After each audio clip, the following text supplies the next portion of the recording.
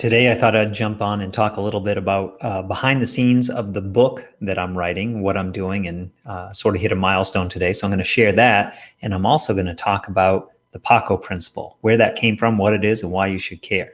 That's on today's short solo episode of Book of Experts TV. Time for Book of Experts TV. Topics you love. Experts you trust.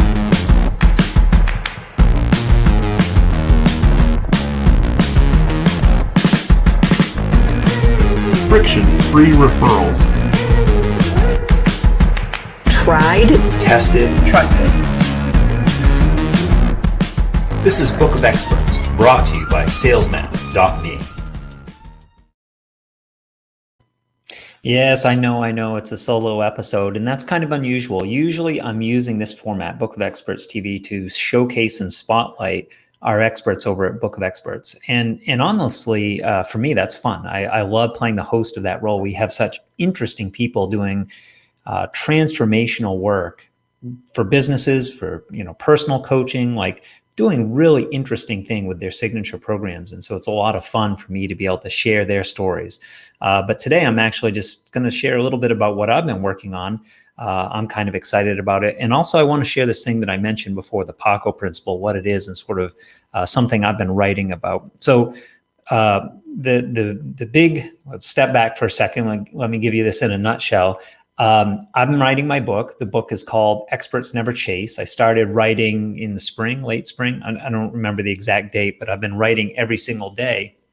Initially, my writing process was just writing letters to people that I knew would care about this topic that I'm writing on. So the topic is about the work that I do, conversational outreach, and specifically why, if you are an expert, and we talk about that in the book, who an expert is, what it is, how we define that. But if you're an expert, you can't chase prospects around. It's contrary to the positioning of being an expert. And so that makes it really hard on people who are true experts, but they need clients to make their business go. Because if you're a best kept secret and you're sitting there and no one knows about you, your business is going to starve, and it's going to make things really difficult on you and your family too. So this is a big problem in the expert-based business space. That's why I'm writing the book. It's the people that I work with on every single day. And honestly, it's a big problem that I've had to wrestle with myself. So I'm putting the best of what I know and have learned from some really smart coaches in one place. Again, the book's called Experts Never Chase. So I've been writing it in this letter format, again, to make it very relevant to a small number of people. I just figure if I could write a good book for just a few people, maybe there's others out there that will benefit from it too. And then now I'm in the phase that I'm in now. I'm going to call it this. I don't know if this will put people off. So I call it the vomit stage, the vomit draft. I'm trying to get everything out. I'm not trying to organize and make the material perfect. I'm trying to get it all out in one place so that I can organize it later on. So my process is going to be July and August has been this vomit draft stage where I'm just writing to get everything out in one place.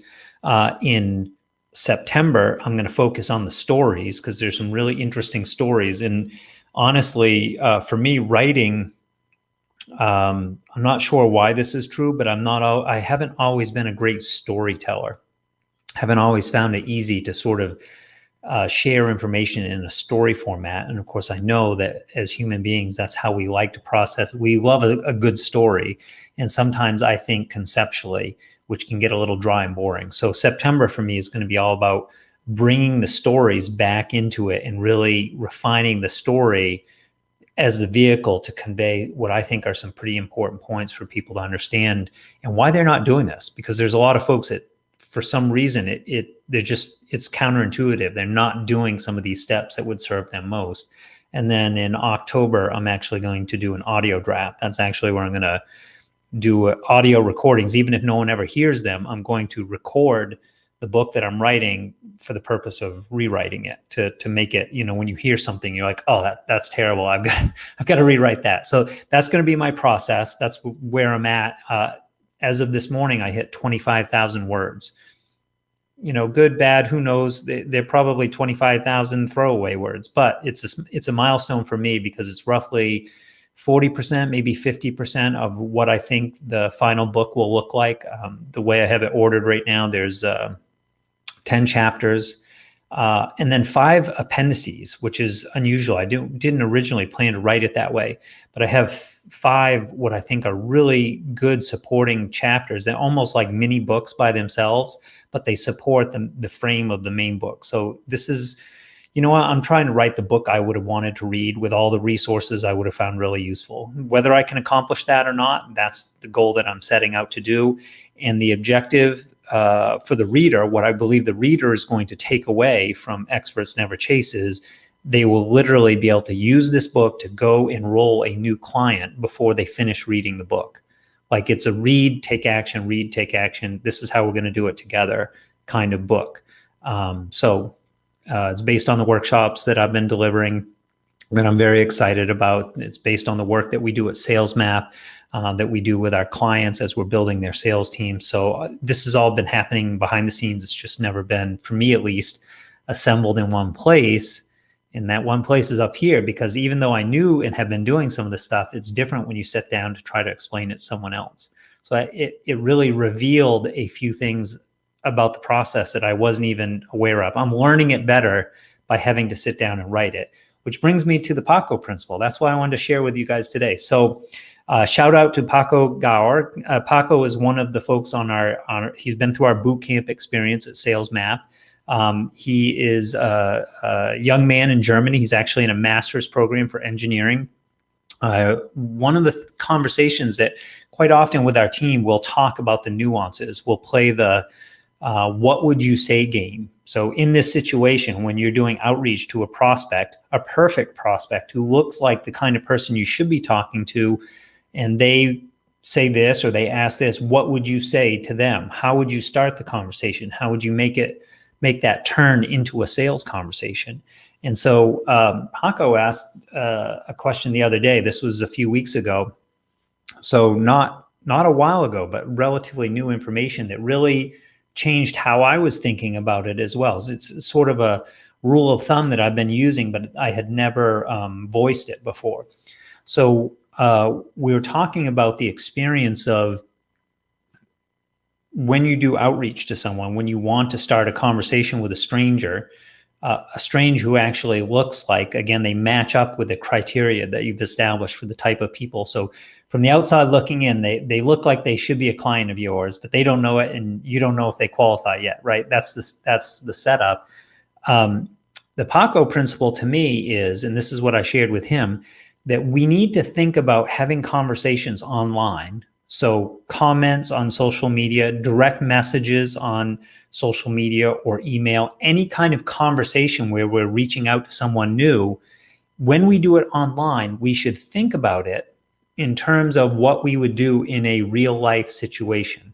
So I love to think of this as if you were in a coffee shop and the person in line in front of you, you overheard them say something that was relevant to what you're interested in, what would you do? Well, I guarantee you one thing you would not do is, tap them on the shoulder and then just start saying, hey, you really should buy this thing that I've got, and it's the greatest program, and, all the marketing stuff. And listen, I'm a digital marketer, so I get it. I come from this whole world of writing headlines and copywriting and, getting the click and stopping the scroll, and all those things are important. But if you did that in real life, people would look at you with it like, who are you? What planet are you from? And they might even slap you. You know what I mean? Because that is the sort of like sales and marketing is a little bit like dating. That's why that analogy gets used so much. And if you are that aggressive and forceful with people that you don't even acknowledge them on the other side, but you just dive into sharing your stuff, your pitch, in trying to just make people hear what you've got to sell, it's a terrible experience on the other end, and we would never do it in real life. So the Paco principle is always use as your rule of thumb, if I were in a real life situation, how might I interact with this person? because this is what the leg humpers are not doing. And this is what separates us from the leg humpers. The leg humpers are those people that they've decided that they're going to get theirs. They're going to get their business, the sales that they need for their business. They don't care how they're going to do it. They're going to, dump their message on 1,000 people with the belief that 3 people are going to drop out of the bottom of this terrible experience, but they'll enroll as clients. And they're going to get the 3 clients they need, and that's how they're going to make their business go. I used to operate and think that way. It's very common in this sort of data-driven approach to the sales and marketing world. I don't buy into that anymore. I just don't think that the collateral damage of having hundreds of people make a mental note when they see your name and say, I don't want to interact with this person. I don't like the first impression that they made on me. I don't think that's ever worth it. So I've really shifted my world into this relationship-based approach. And I say shifted because the work I did before was very much broadcast. It was, push send on an email, and get it out in front of a big number of people, hundreds, thousands, hundreds of thousands in some cases of people, where you could make a big influence just by getting that message out in front of people. The Paco Principle is about, think about the person on the other end as though you were talking to them in real life. And how would that conversation go? And what would you be trying to say? Because when we use this as a rule of thumb, this Paco Principle, Paco, I hope you don't mind I'm using your name on this. The reason why for me, it sort of clicked is Paco mirrored this back. I was sharing this advice with him, and he said, oh, that has to be in your book. He said, I just got goosebumps when you explained that to me, because it's like everything snapped into focus, right? Like we've been talking about these nuances of how do you say this and how do you start conversations out of nothing and, strike up a conversation with a stranger, all these things. And he said, it all became really clear when you shared this as an example of what it feels like and what I should be thinking about as I'm having these conversations. So that's why I'm calling it the Paco Principle. I thought he said it better than I did.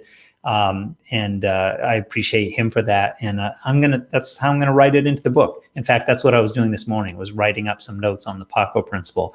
And I thought I would get it in there for you. Anyways, went a little bit longer than I planned to. I just wanted to share a little bit of background. You can see I'm excited. The book is called Experts Never Chase. If you're interested, shoot me a note. At this point, there's no sign up. I'm not doing an official launch list.